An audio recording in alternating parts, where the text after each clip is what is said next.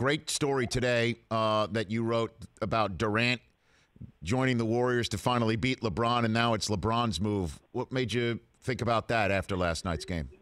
Well, I mean, I've obviously covered they played 33 times. I've probably been at, 25 of them.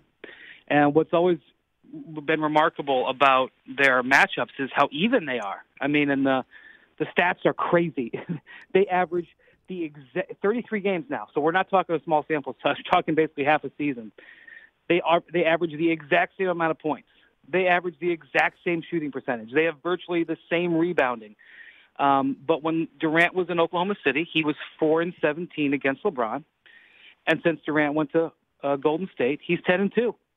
The performances are not different. They're exactly the same. It is all about the circumstances surrounding them. And so basically LeBron, a guy who virtually never gets outmaneuvered, maybe in the short run, but in the long run, LeBron does a lot of outmaneuvering, has been outmaneuvered here by Durant. And now you got to wonder what LeBron's going to do to try to flip it back, or if he can flip it back, because Durant has got him here. LeBron owned him for 9 years. Durant has flipped it, and in these last 2 years, made up a lot of ground. I give you the floor on the Golden State Warriors and what you think they mean to the NBA, and if you think it is a good thing, what we're seeing play out with Golden State. You know, for most of the year, Rich, I didn't think they looked to be that deep. Iguodala was terrible for a lot of the year.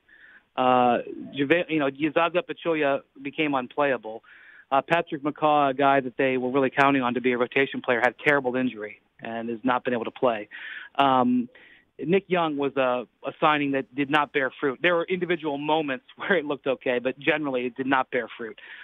What they have is they have gamers. Sean Livingston is a gamer amongst gamers, and Andre Iguodala is one of the most competitive, smartest, and most valuable players to have in a playoff game I've ever seen.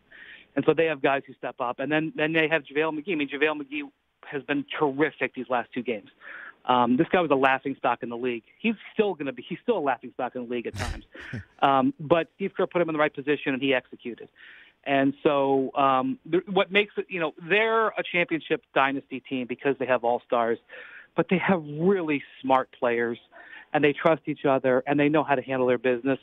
And Steve Kerr has a tremendous sense. He knew that JaVale McGee would work. He put him in, and it worked. But I actually think that they have some upward mobility. I think that they can do a lot better on spots 7 through 8 to 10 on their roster, and I actually, believe it or not, expect them to in the next year or two. The Rich Eisen Show, weekdays at noon Eastern on Audience.